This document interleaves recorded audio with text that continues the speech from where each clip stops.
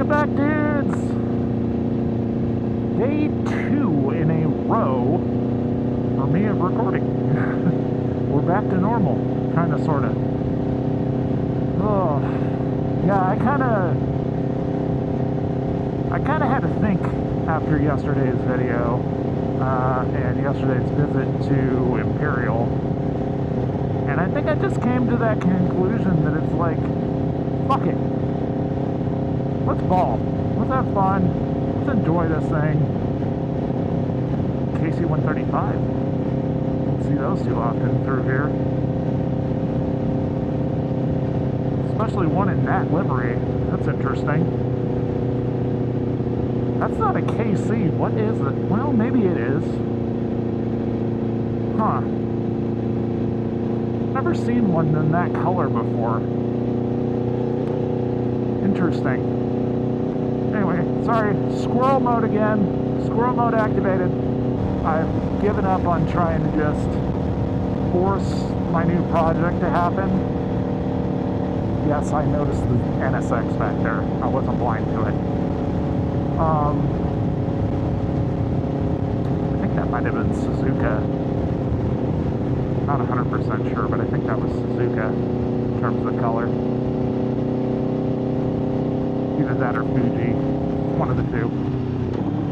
Oh, look at this guy run it. Federal government plates, and he ran it. Nice. That's going to be fun. Especially when you consider that traffic cam right there literally records the license plates. Good job, dude. Yeah, so what I'm doing is going over to a tenant's place. It's one of our rentals. Because the wife owns a bunch of rental properties. I don't own any of these. I don't have my name on any of them. I'm just like more or less maintenance for her. Slash kind of sort of property manager. So I'm going over there because these guys requested a high voltage hookup so that they could charge their EVs. They have 2 cars and they're both EVs, which I guess if you live in the city it makes perfect sense, but yeah, don't get me started on all that. I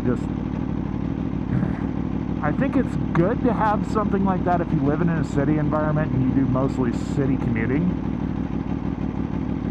But it's nice to have a gas backup in case you decide to take a trip somewhere.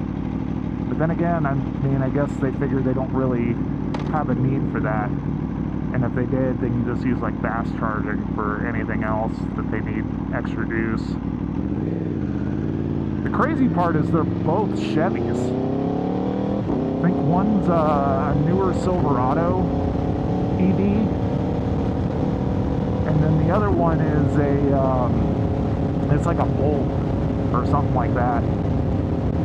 So like one that makes sense, kind of practical, and then the other one that's, I don't know, a quasi truck for like light duty utility use. Yeah, so they requested the high voltage hookup, which, sure, whatever. I mean, I guess that's a good feature to have as a rental in case you get people like this. So, whatever, not a big deal. We got it scheduled up, so I'm going to go over there and just monitor the install and make sure that it all, the L1 needs some work. I'm going to make sure it all goes smoothly, it gets installed right, and you know, I'm obviously not going to do anything. I'm just basically there to make sure it's fine and it gets put in right. So, fun fact, I finally figured out how to get my Cardo to work properly. I've literally had this thing since the MV-F3, and I just haven't used it. Like, it's just been sitting on my helmet, and I don't use it at all. So I finally got it figured out. I finally figured out how to fix it and make it work properly. So now I've actually got music playing in my ears for a change. Hopefully it's not actually leaking into my microphones. If it is, that's going to be a problem. And I'm going to have to basically go back to the way I was reporting stuff without that going in the background. Really hoping it doesn't do that. Otherwise this footage is going to be completely useless. So typically when I ride, I'll wear pants dependent upon the temperature. So I have like two different types of pants that I usually wear. I've got some climbs, I think they're Paracash pants. They're fairly comfortable, they're pretty nice, they've got some good armor in them. And they're obviously, they're like AAA rated or something like that in terms of slide. So it's good stuff. The problem is they don't vent particularly well, which is interesting considering most of the reviews say that they breathe really, really well. I don't particularly find that to be the case. I think that they're good for like colder temperatures. I certainly would prefer to use them when it gets colder versus these, which are my Ride Rich denim pants. They're denim joggers. I like the denim joggers a lot. These have actually broken in pretty well. I upgraded the armor that it came with, so these came with kind of like this neoprene foam, level 2 related, just kind of garbage armor in my opinion. And I upgraded it to more flexible, it's not like Ghost armor, but it's very similar. But it's like level 2 plus or 3 or something like that. So it's a little better. It's definitely more comfortable than the foam stuff is. It conforms better, it doesn't like hold its shape weird or anything like that. And these definitely breathe a lot better. The only problem is I forgot to open my fucking leg vents yesterday, so when I got done with the ride, my balls were steamy as hell. Especially getting off the bike after it had been running real hot. Which brings me to my next point. So, because I'm keeping this thing and saying screw it, I am going to do the canister delete on this thing because I almost had the fuel geyser pressure release from my tank yesterday after I got done riding and recording. Which, by the way, I saw where it cut off and it actually worked out perfectly in terms of how much video was recorded versus didn't. You didn't miss much on my ride, to be honest. I just kind of talked a little bit about my health in terms of like, you know, health updates and stuff, which everything's going good there. Talking about doing surgery now to fix my esophageal problems. And so far I've got warm fuzzies from all that discussion, so I'll go deeper into that when the time comes, but the good news is the boy isn't going anywhere. I'm gonna be around for a little while longer.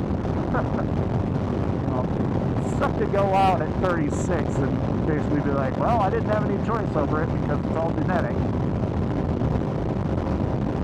But anyway, the cutoff point for yesterday's video was perfect. You didn't really miss much in terms of all that.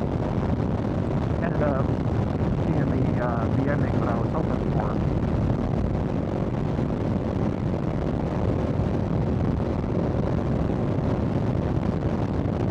Wow, I just totally blanked what the hell I was talking about. Son of a bitch. Oh yeah, so the canister delete. I don't know if you guys like follow IMK or some of the people that go like on news rides and stuff, but there was a girl that had a 26 RSV4. She does the thing that I do, you know, where you like pop the tank open and release the pressure that's building up, because these things suck at releasing pressure. The whole EVAP system on this thing is just like dumb.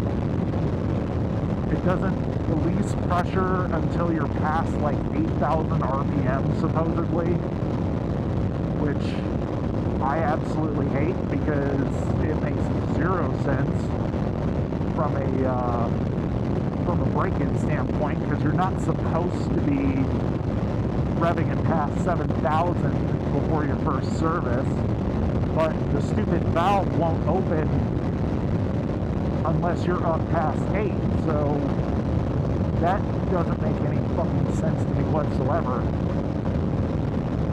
Yay emissions. Yay. Anyway, she had this got recorded on like IMK's video, and it's kind of posted a little bit everywhere. If I have the ability to get a clip of it, I'll splice it in. Obviously, I'll give the proper credits. But essentially, she does the same thing that I do, where you just like open the cap and release the pressure, so that way your gas tank doesn't fucking bulge and deform, because eventually, like over time, if you just let it go, this bolt up here that secures it to the frame, it won't match up properly, and you'll have all kinds of different related issues. A lot of people say that that's primarily just because of the this is brand new concrete, because it's bumpier than hell. The E85 in fuel that we get out here, it basically causes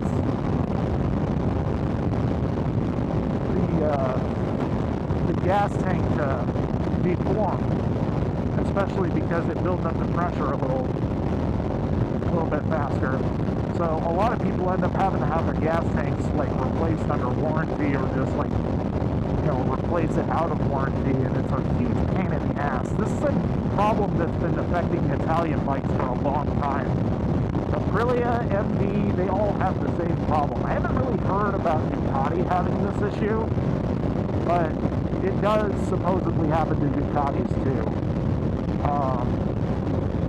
The point being is, if you don't let that pressure escape, it will deform to the point where it's just like, you know, it won't secure properly, and your tank will look weird. So this gal took it upon herself to come up with a better solution than just like ripping the entire EVAP system out and doing like the upmap delete or anything like that. Because I mean, it's still a 26, right? It's still under warranty, so you don't want to just like willy-nilly just go crazy, especially on a bike that's this expensive to fix if something goes wrong. So take advantage of the warranty while you got it, people. Don't just say fuck it and delete it. But anyway, she found a way to delete the canister without having to remove any of like the valves and stuff. And I'll link the video, but it's a super easy process. I mean, RSV4 guys are going to have a bigger pain in the ass just because they got to remove the whole, you know, side fairing. But I mean, the side fairing on this is like a cakewalk to take off. So for us 2-owner guys, it should be really easy. But essentially, you just like, there's an electronic valve, and you just like, you put a breather cap on like the far end, and it more or less stops that valve from actually doing anything other than just like kind of opening and closing like it normally would. And it's none the wiser because there's no like bleeding in terms of like, oh, there's pressure here or whatever. You're essentially just like capping that off, and it only goes to the throttle body, so you're not messing with the vacuum system of the throttle bodies. But then the other end, you just extend that hose down to where it normally drains underneath. So that way, like, the overboard vent literally just goes down underneath the bike, and you're not having to worry about, like, fires or anything crazy like that happening. So, from a simplicity standpoint, it's going to take a little bit of fuel tubing, a connector tee, like a plastic connector tee that's rated for fuel, and then a vacuum cap. That's it. I mean, we're talking like, I don't know, $10 worth of shit. And I get rid of this stupid canister in the process. But the beauty is I won't have to fucking open my fuel tank every time just to fucking dump the pressure out of this thing and potentially cause like a massive fuel geyser to happen. Because like I said, like if I post the video you'll see it, but the amount of fuel that sprays out if you're not careful is really just, it's insane. And it's no wonder that these things are always having deformed tanks after you see that. Like, the amount of pressure that gets released is absolutely wild. I almost, like I said, had it happen to me yesterday. I was able to stop it before it fucking went crazy and, like, sprayed all over my stuff and caught the bike on fire.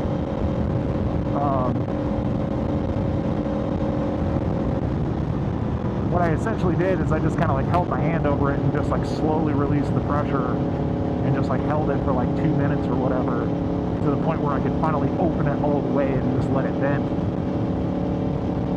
It's just wild to me that they designed something like this that's such a pain in the ass. Supposedly it's not uncommon for like the hoses to be reversed from the factory. I don't know if there's like a tech that's in charge of installing that just isn't paying attention, or, you know, built on a Friday kind of thing, or what. But Italian bikes, man, they're so much fun.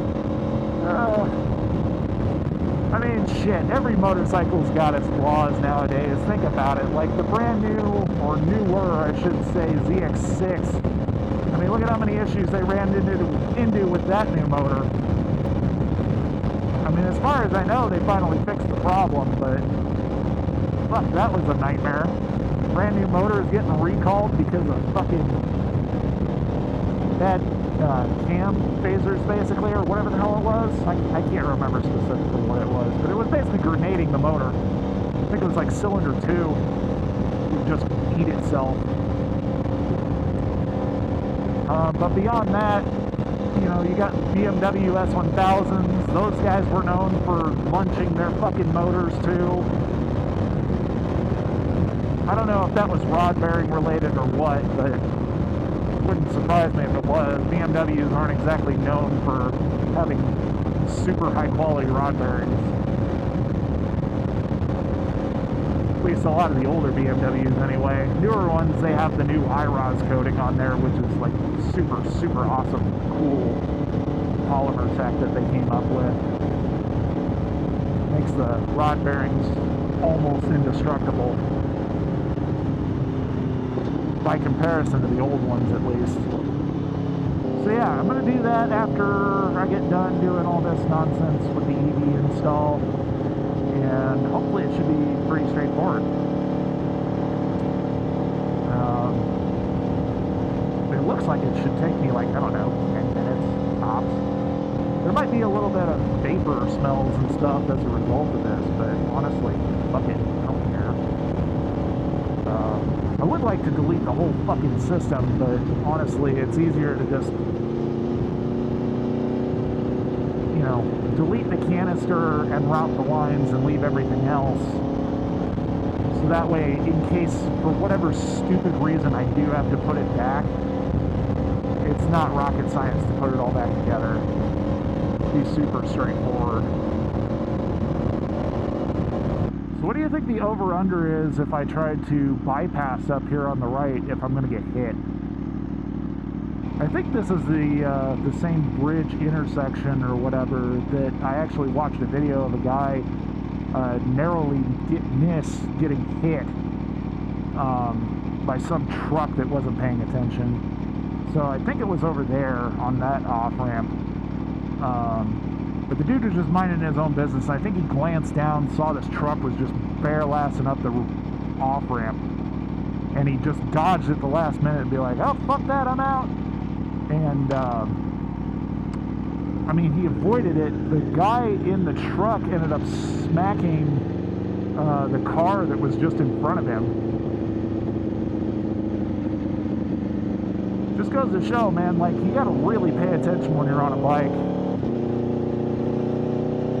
You never know what the fuck is gonna happen to you out here.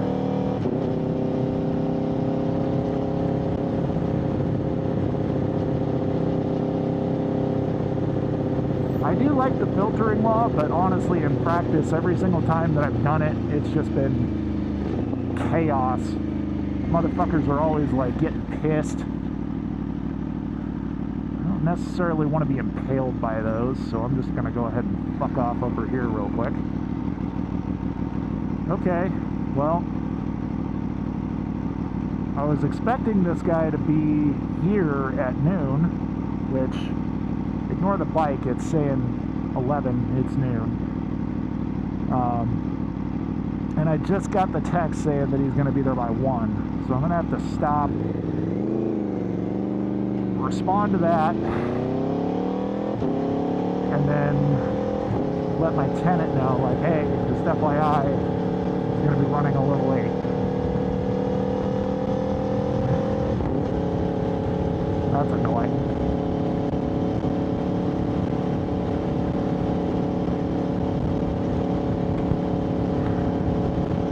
What happens when you're dealing with trade workers and stuff, man. I mean, sometimes their schedules just run long and you don't really have any control over it. They don't have any control over it. It is what it is. You're at their mercy. At least he didn't outright cancel at the last minute. If he did, I would have been pissed. I mean, any excuse to ride, I'm down with it, but at the same time, it's like, fuck, man. A little more notice would have been nice. Okay. Stop real quick. Answer that. Okay. Text sent. Notice dropped. Alright, well, we got basically an hour to kill. What are we going to do?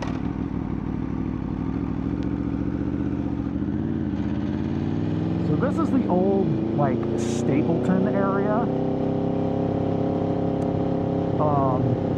Basically, this whole area used to be the international airport, more or less, for Colorado. It was Stapleton Airport. I actually remember it as a kid with the planes crossing over the highway and stuff back in the day on the bridges. Nowadays, it's just this giant community of homes and buildings and things like that. Like, you really don't want to know what's under the concrete out in these places. A lot of these buildings, though, have been here forever. So, for instance, like the training center over here and like this building here, these haven't changed much at all in the last like 20, 30 years, if not more. But it's all United training facilities and shit like that. It's been here forever. But a lot of these homes and stuff that have been here like forever too, because as you can see, I mean, they've been here from like, I don't know, the 60s and 70s basically. A lot of these homes that are out here, like, they basically haven't been touched for decades now. But the property value of all this shit out here is crazy. Like, so every time one of these gets listed, it doesn't matter that the home is just old and decrepit and needs to be basically bulldozed and started over. It's the land itself that it sits on, despite it basically being right next to what used to be a very active airport. All this land out here is worth at least $500,000 minimum, like bare minimum. Like, one plot out here typically ranges in the 550 to 700 range, like, without breaking a sweat. It's totally normal for this area. I mean, obviously they're slowly trying to gentrify it, and they're trying to, like, you know, bring it up to modern standards. A lot of the homes are getting bulldozed and started over. Like, this is a great example. It's getting a huge update. But it's a very slow and tedious process, because a lot of these families, they've been here forever and ever and ever, and the shit like just keeps getting passed down from generation to generation. And you got a lot of these families that just basically are like, fuck it, I don't want to move, I don't want to go anywhere. So can't blame them, Because, I mean, where would they go? Everything in the city is at least 500 grand, at least as far as I've been able to tell. Very rarely will I come across something that's any cheaper than that, and even when that happens, it's usually a real estate developer that'll scrape the place and start over just because they know they can flip it for so much more. But kind of circling back to the whole cost thing, people always wonder, it's like, why is it so expensive to live in Colorado? Well, now you have some of an answer. Renting here is almost as expensive as just buying a home. If you don't have a healthy down payment, I mean, obviously you're going to want to rent because it makes the most sense. But when you rent, I mean, good luck trying to build up enough equity so that you can actually get a down payment and buy a home.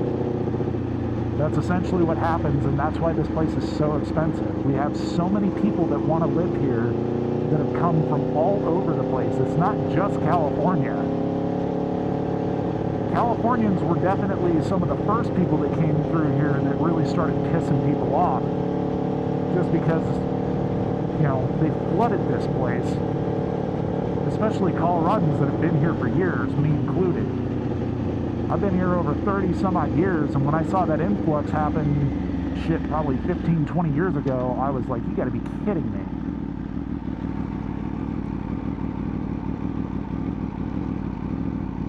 But there's no way around it. You can, I mean, what are you gonna do, right? You can't control it.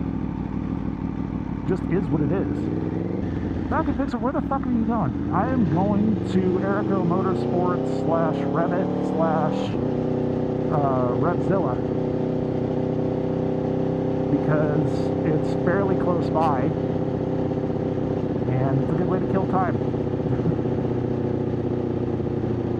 I couldn't think of anything else to do, so I figured screw it, I'd just go down here and just go Google for no other reason than I'm bored. And I got basically just under an hour to kill. So why not?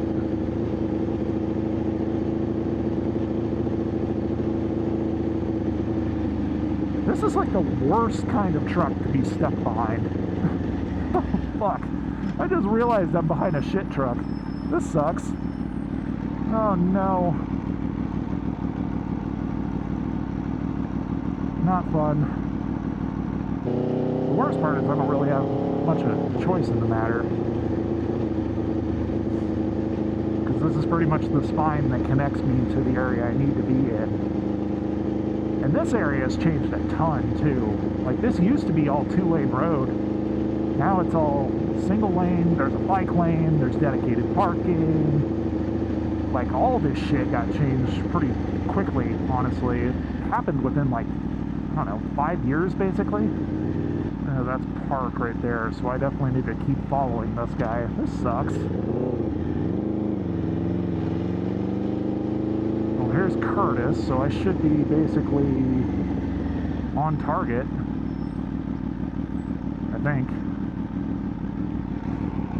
What the fuck is going on?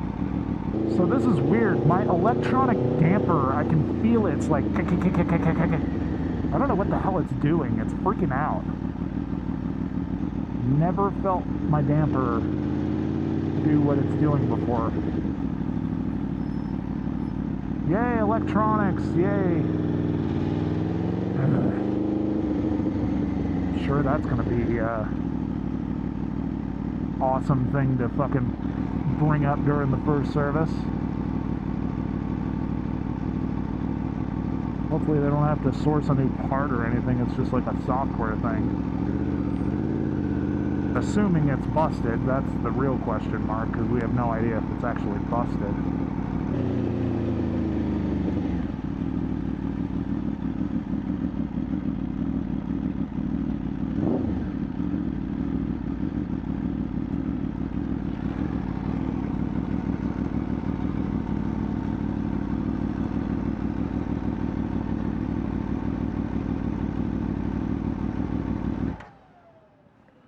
Alright guys, catch you up here in a bit. Alright, welcome back guys. That was Man. Not as fruitful as I thought it'd be. So I originally stopped into Revzilla to see if I could find some gloves that I like, because these gloves that I've been wearing now for 3 motorcycles, I think, if not 4, they're starting to show their age, and honestly I'd like to have something that's a little newer, a little better shape.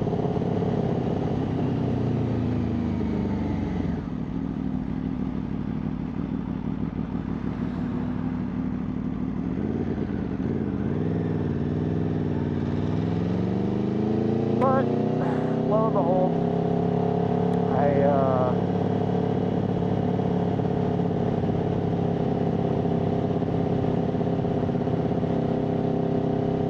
I couldn't find anything I liked. Nothing fit right. And it was all too damn expensive.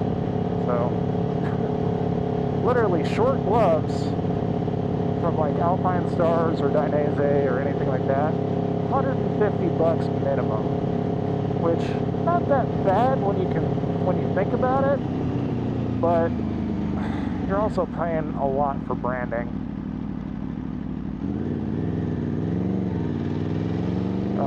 I was trying to find something a little more, casual, because I think I paid like $60 for these originally, and they're actually really good. They've held up well. I mean, I've been through, like I said, 3 bikes with them. They work well. I'm just not like the biggest fan of them. I would like to have something a little nicer. Starting to get crap kicked up in my eyeballs. So I need to get back over to the appointment. Make sure that things get done with this whole EV charger business. But I suppose what I'll leave you with, since my camera's inevitably going to die here at some point, is a little story about convincing your parents to let you have a motorcycle. So this applies mostly to people that don't ride, or they ride and they don't have a whole lot of support to continue riding, or they're running into problems with their family being against it in particular. So, I myself have been through this, as have several others. This is nothing new. But the one thing that I have learned over the years of riding now, because I've been riding off and on for years, is it does not matter what you say or how much gear you wear, your family will always be fearful for you. They will always try to protect you. They will automatically assume you're just going to be a statistic on the road as soon as you get a bike. It doesn't matter. It literally does not matter. You could ride exclusively on track and they would still hate it. That is always going to be a thing. What you ultimately have to come to the conclusion of is whether or not you want to take the risk. It has nothing to do with your family in the end. I mean, obviously they might disown you, they might, kick you out of the house, whatever the case may be. That poor Mercedes is in need of some serious work. Sorry, squirrel. But what I've come to the conclusion of is, like, it literally does not matter what you say or do. You're always going to be wrong to them. You're always going to have to deal with their shit and their grief and just the constant fear and them just plugging, like, videos in your face of, like, wrecks and statistics and whatever. They're always going to do it. I'm 36 now, so I can literally tell my parents, shut up.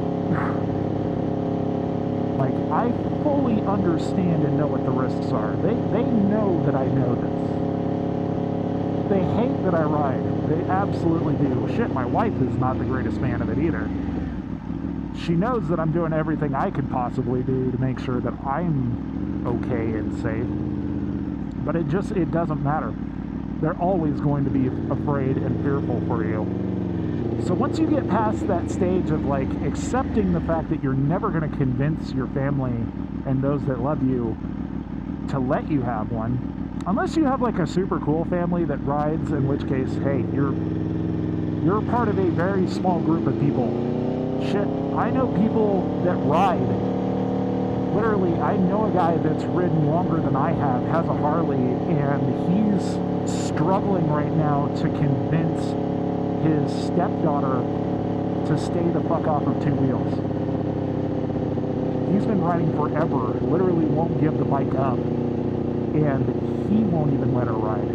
Just absolutely refuses to. But anyway, once you get past that stage of like, no matter what I do or say, I'm just going to be wrong. Once you get past that, the thing you got to remember is don't exceed your limits. Everybody has different limits.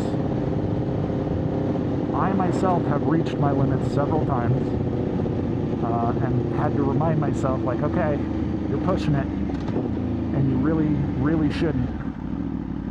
You need to chill out. But this whole thing of like starting small and working your way up, I mean, it has a lot of value behind it. Don't ignore that shit. You think after 6 months of riding like a 400 that you're gonna be just this golden child and think you can step up to a 6 or a 3/4 or a full liter in displacement. I mean, it is entirely dependent upon you in the end. If you feel comfortable enough to go big right off the bat, most bikes these days that start in the 1000 category or just under have so many pieces of safety tech on them that, I mean, they're calm as kittens to ride every day. I mean, shit, this is a great example. It's an 1100cc V4, and it is probably one of the tamest motorcycles I've ever owned, from the standpoint of it really just takes whatever you throw at it and doesn't care. It does not like to ride in traffic, I can tell you that much, but that is primarily just down to the way it's designed. It's much better than an RSV4 would be in traffic, I'll tell you that much. RSV4 in traffic would literally just be melting at this point. But again, that's primarily just down to the design of the thing, because it's nice and open, has plenty of airflow to it. Whereas, a straight up full fairing bike, like an R6 or something like that, or an R9 or whatever, they're designed for track use and, sport riding. This thing is designed for sport riding. It's an RSV4 with, I don't know, half as many fenders and a handlebar. That's essentially what it is. I mean, it's just a detuned RSV4.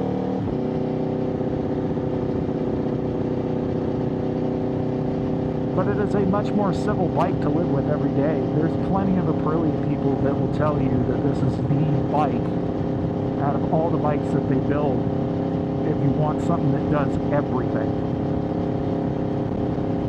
Anyway, I'm kind of getting off topic. The reason I bring this up is because I kind of sort of like talked about this before in terms of, some dude that's been on a bike for like 6 months on a half-naked motorcycle,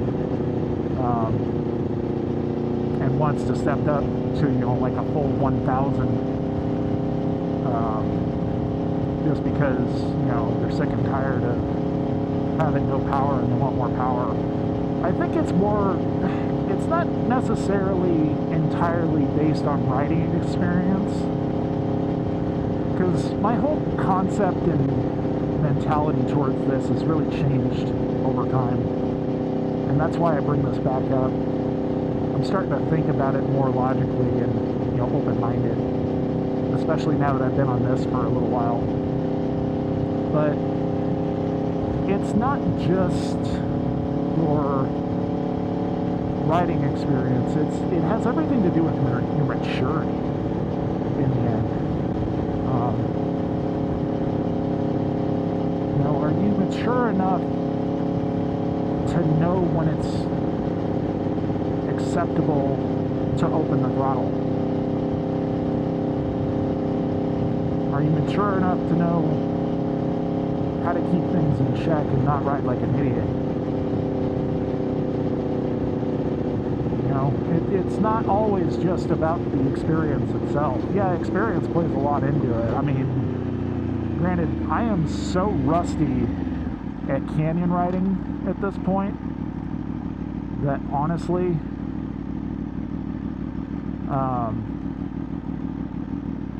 I would suggest that I'm almost like a fucking noob at this point in terms of canyon performance and canyon riding. I really do need to get back into the twisties and just build up my confidence again. Because my confidence on the street it's decent, but it needs to be better. And I feel like more canyon riding would help open up that confidence a little more. Because this is the thing, is like, you could be riding for years and still fall victim basically to the same old adage of like, well, I haven't ridden in a long time and haven't ridden aggressively in a long time, and now I don't know, how to properly corner a bike anymore with confidence, lean into corners properly. Like, it just happens with time. If you don't stay with it and stay on top of yourself, it's going to happen to you. It happens to all of us. Some people will go in just completely fearless, hauling ass into a corner because they think they have that confidence, and then they make one mistake, and then it's, they're in a ditch, and it could potentially be game over. That confidence could be misplaced, and a lot of it comes down to maturity. There's plenty of people that are older that just don't have the maturity to handle something like this, or a motorcycle in general. Motorcycles are inherently dangerous. That's just how it is. I mean, shit, any e-bike these days is dangerous. Look at how many kids are out there on the news riding, electric e-bikes or, e-moto bikes. And they're just like rolling statistics waiting to happen because they're riding illegally, first off, on public streets, and second off, they're doing it without any real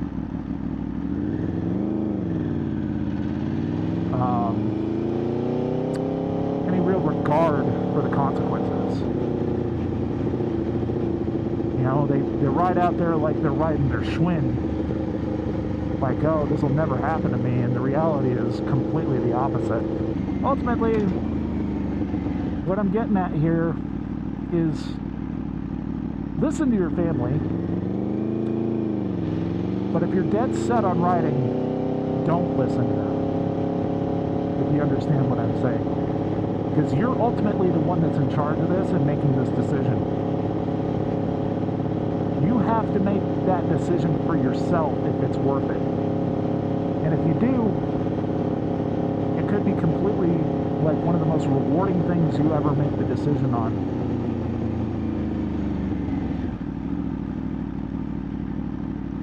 Could also be one of the worst mistakes you'll ever make. But no one knows that. Take the risk. See if it's for you. If it isn't, you'll find out quick enough. Alright guys, welcome back. I have no idea if my battery is going to last or not, as usual. So, just a quick update. I sat for 40 minutes beyond when this guy said, oh yeah, I'll be there. Going like, okay, where the hell is he? And I finally texted him, I'm like, dude, are you still coming? Like, trying to give him the benefit of the doubt, right? And he's like, oh yeah, 10 minutes away. And then when he finally did show up, he was like, yeah, sorry, I ran into like this huge issue, and you know, I was driving from the north, and blah, blah, blah, blah, blah, right? Just excuses. Seems like a very nice guy. He's got a hugely positive rating, so I'm inclined to give him the benefit of the doubt here, just based on the tons of feedback he has that's all positive. But it's like, bro, this is like shades of yesterday almost. When you say you're gonna be somewhere, be there, or at least give an update. Like, don't just assume that people are gonna like, oh, I know exactly where he is, or I know what's going on. No, that doesn't happen, ever. So, whatever. Point is, he's got started, he's gonna video everything, everything's copacetic, and I need gas desperately. Not what I was anticipating at all. Just burning time to burn time, basically, when I could have been out enjoying the day or doing other things. It's crazy. Alright, so, question mark. Stop here for gas.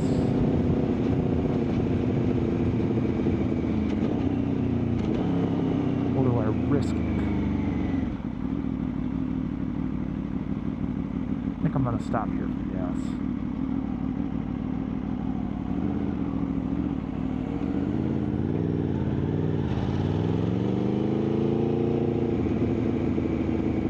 I don't want to, but I need it. Because knowing my luck, I'll be hauling ass home and this thing will just fucking conk out on me because it'll be like on reserve. I'm sure I've got plenty of range, but I don't want to take the risk. These gas gauges aren't exactly known for being super accurate. Alright, gas filled up. It's like $14.50 to fill up like 2 3/4 gallons. Fucking crazy. Okay. So, now that all the shit is done, and I got a full tank, I can go and get the parts to do this trickle filter delete. So that way I can stop trying to fight this thing with the pressure release. The amount of pressure that keeps kicking out of this thing right now is absolutely crazy. The only thing I can figure that's causing that is the fact that it's so fucking hot out compared to like when I usually ride this thing. I don't think it's particularly that hot out. I think it's actually very comfortable and very nice, apart from the wind. The wind sucks. That said though, the bike is definitely not happy because it's cooking. All the more important that I get that BT Moto flash on this thing after its first service, because it's gonna fucking really like change the whole way that this thing handles heat management, thermals, fueling, things like that. It's gonna be so much better, because right now it's pretty terrible.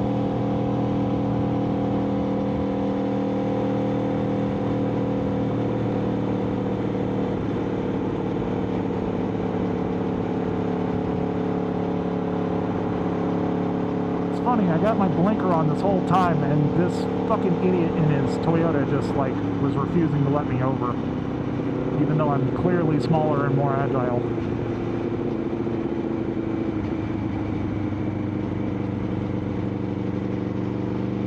Man, I managed to sneak over. Yay! Whole lot of good it did me though.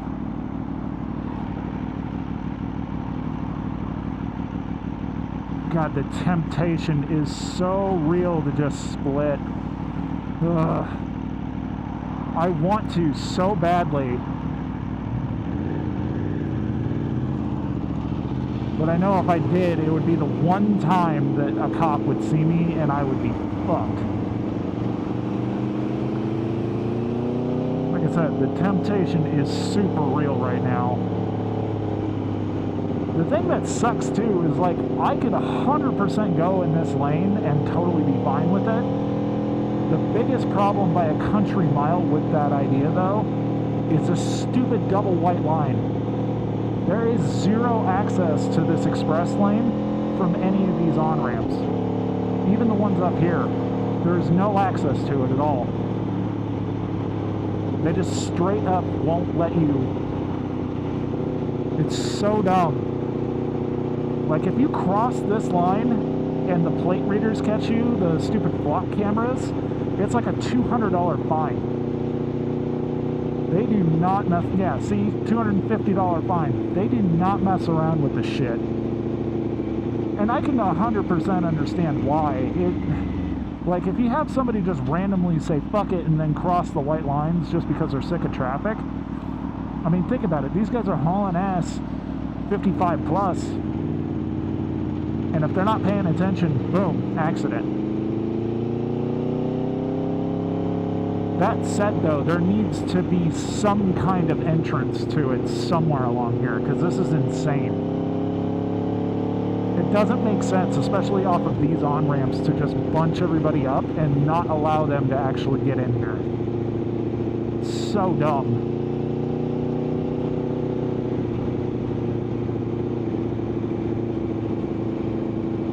I like the express lanes, but I personally think they've done them in a very haphazard way. They just haven't made them useful enough, in my opinion.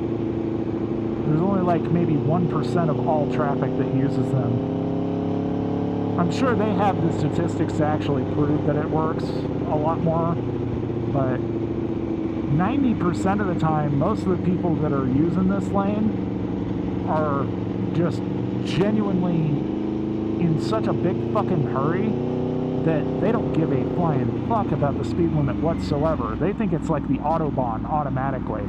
I'm totally down for de-restricting zones like that if it's done well. The problem is a lot of people here in the States just suck ass at driving in general and can't handle that kind of responsibility. Shit, they can barely drive as it is. They have to rely on fucking self-drive tech to fucking save their ass. And even that isn't completely foolproof. There's plenty of people in Teslas that still fuck up all the time. And they have arguably the best self-drive tech out of anybody. Ultimately, it just comes down to the guy behind the fucking wheel that's causing the most problems. Has almost nothing to do with the car itself. Or microwave, whatever you want to view it as. And the worst part is, it's 2 o'clock. Like, there's really no reason for this shit. I guarantee you when we get up here, there's going to be like a jam for people trying to get to the airport. That's almost always what causes this. It's never really a wreck or somebody being pulled over or anything stupid like that. It's almost always the fucking Pena Boulevard exit that goes to the airport. It just gets so jammed up with people that don't know how to fucking merge or use it correctly. Super frustrating. Yeah, I'd love to be out there too, dude. I'm just not willing to pay $250 for the pleasure of saying, fuck this traffic.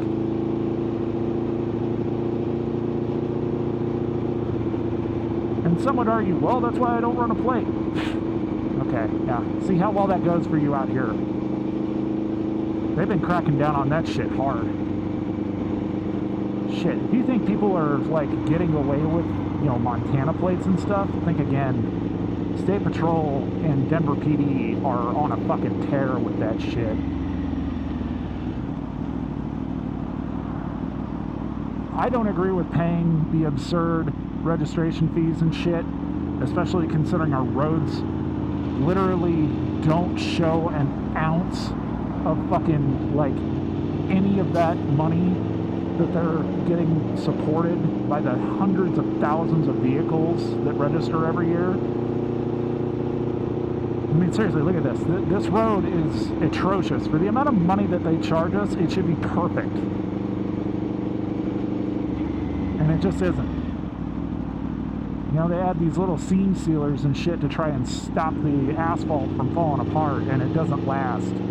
One fucking winter season and it's like completely shot. We got lucky this winter because it really didn't hit us that hard, and the roads actually fared really well because of it. See, there's a cop just chilling there. He doesn't have anybody pulled over. Nothing. 100% guaranteed we get up here, it's all Pena Boulevard. There is also a chance that stretch of I-70 that I came down that was kind of bumpy, it's all brand new concrete. There's a good chance that they're doing some kind of construction through there, and it's causing some of the backup too. It's not uncommon for that to happen.